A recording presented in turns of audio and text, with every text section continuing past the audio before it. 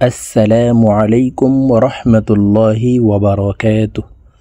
সম্মানিত দ্বীনী ভাই ও বোনেরা, আজকের এই ভিডিওতে সূরাতুল বাকারাহ এর 12 নং আয়াতের পর থেকে 13 নং আয়াত থেকে আপনাদেরকে সহিহ শুদ্ধ করে শেখানোর চেষ্টা করব ইনশাআল্লাহ। তো প্রিয় দর্শক, গত পর্বের ভিডিওতে সূরাতুল বাকারাহ এর 12 নং আয়াত পর্যন্ত আপনাদেরকে শিখিয়েছি। যদি পূর্বের ভিডিওটি না দেখে আসেন তাহলে দেখে শিখে নেবেন। তো চলুন শুরু করা যাক। আউযু বিল্লাহি মিনাশ শাইতানির রাজীম। বিসমিল্লাহির রহমানির রহিম।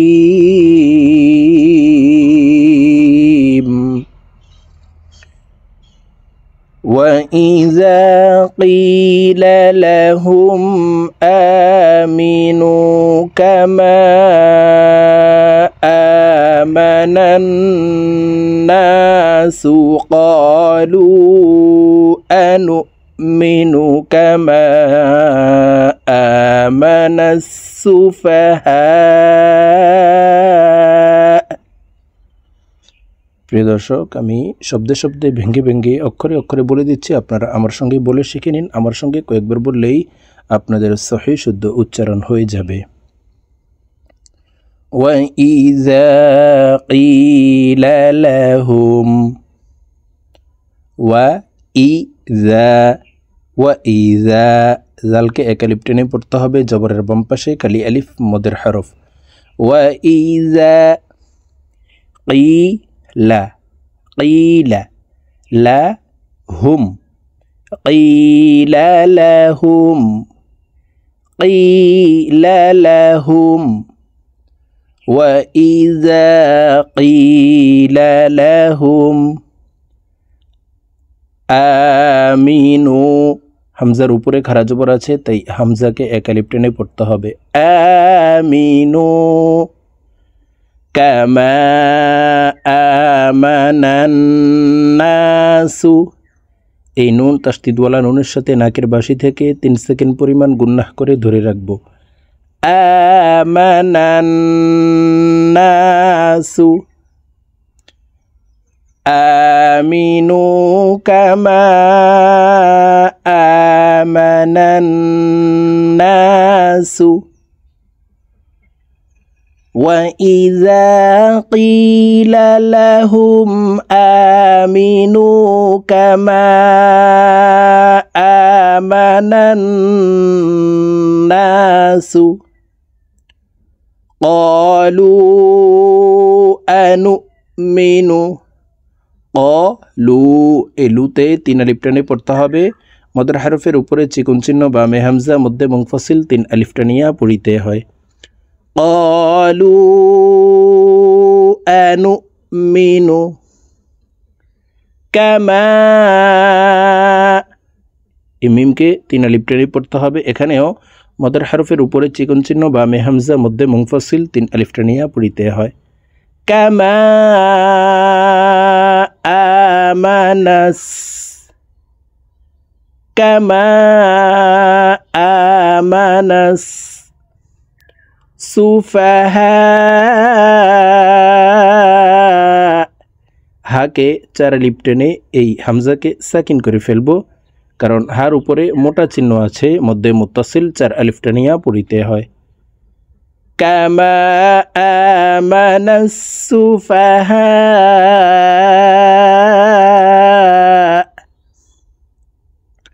প্রিয় দর্শক, সম্পূর্ণ আয়াত বলে দিচ্ছি, দেখুন। وَإِذَا قِيلَ لَهُمْ آمِنُوا كَمَا آمَنَ النَّاسُ قَالُوا أَنُؤْمِنُ كَمَا آمَنَ السُّفَهَاءُ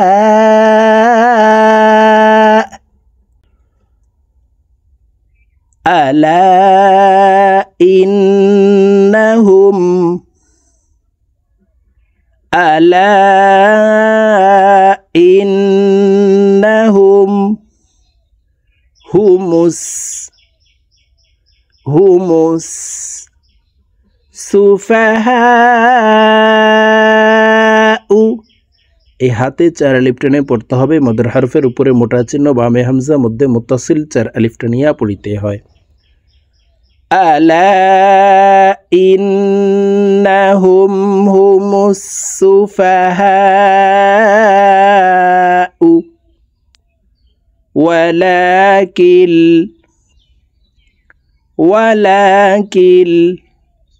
লা ইয়ালামুন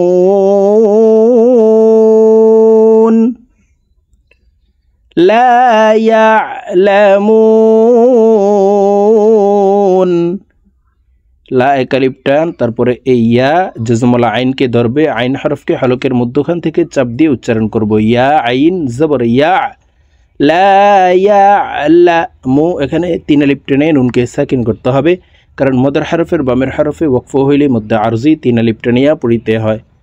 লা ইয়ালামুন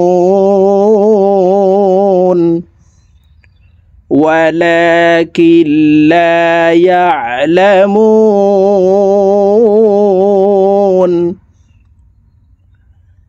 আলা ইন্নাহুম হুমুস সুফাহাউ ওয়ালাকিন লা ইয়ালামুন।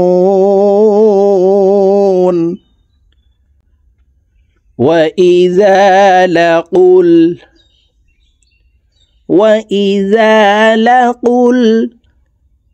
الذين জি এক আলিফ টান, জেরের বাম পাশে জজমালাইয়া মদর হরফ, ডান দিকের হরকতকে 1 আলিফ টানিয়া পড়িতে হয়। وإذا لقوا الذين آمنوا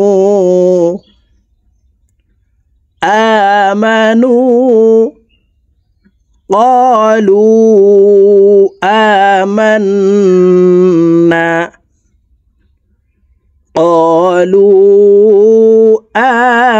آمنا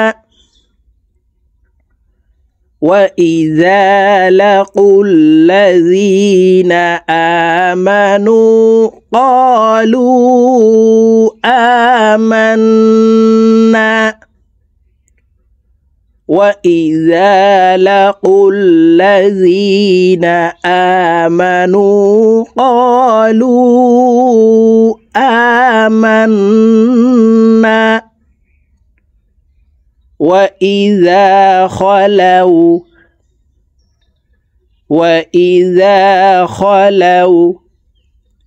إلى شياطينهم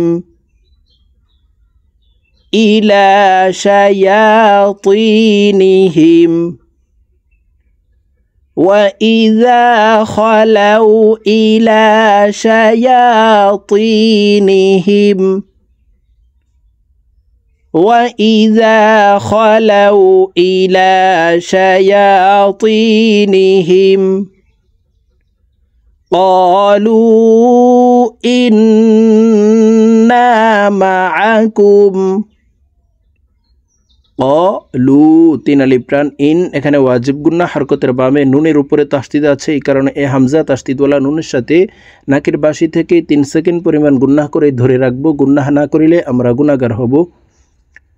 قالوا إنا معكم إنما نحن نون حا زبر نح إنما نحن مستهزئون ও 3 আলিফ টেনে নুনকে সাকিন করে ফেলবো।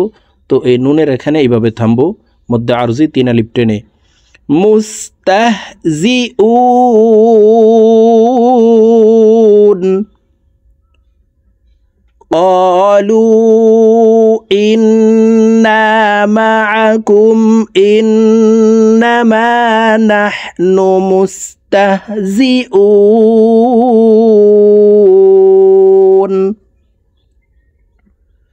قالوا إنا معكم إنما نحن مستهزئون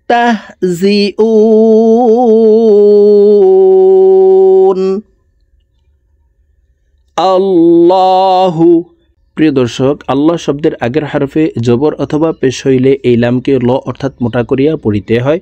তো এখানে দেখুন আল্লাহ শব্দের আগের হরফে জবর থাকার কারণে এই লামকে ল অর্থাৎ মোটা করে পড়ব।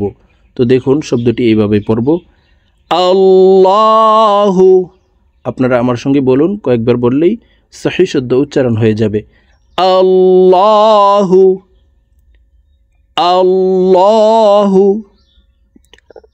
ইয়াস্তাহজিউ বিহিম ইয়াস্তাহজিউ বিহিম আল্লাহু ইয়াস্তাহজিউ বিহিম ওয়ায়ামুদ্দুহুম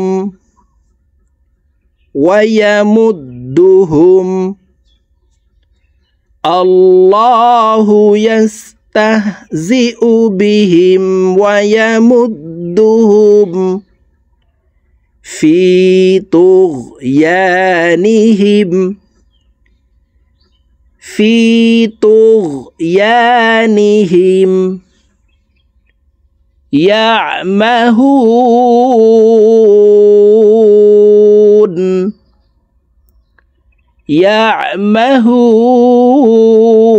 يعمهون الله يستهزئ بهم ويمدهم في طغيانهم يعمهون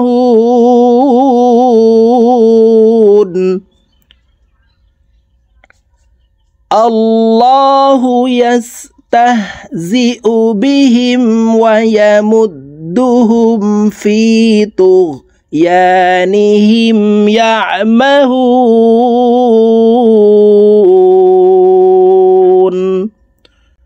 প্রিয় দর্শক আজকে আমরা এই 15 নং আয়াত পর্যন্তই পড়ব।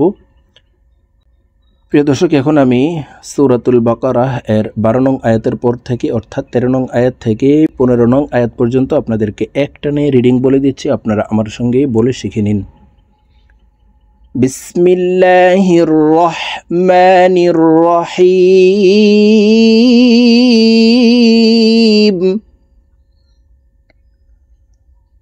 وَإِذَا قِيلَ لَهُمْ آمِنُوا كَمَا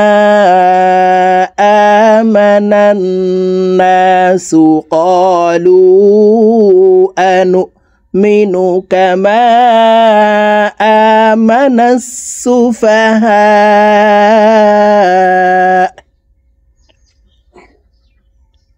أَلَا إِنَّهُمْ هُمُ السُّفَهَاءُ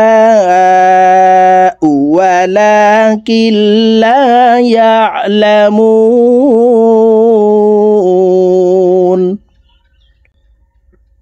وَإِذَا لَقُوا الَّذِينَ آمَنُوا قَالُوا آمَنَّا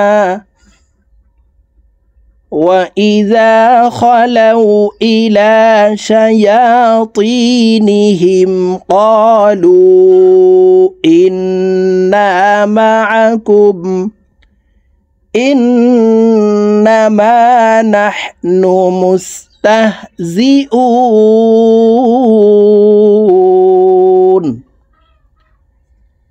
الله يستهزئ بهم ويمدهم في طغيانهم يعمهون صدق الله العظيم।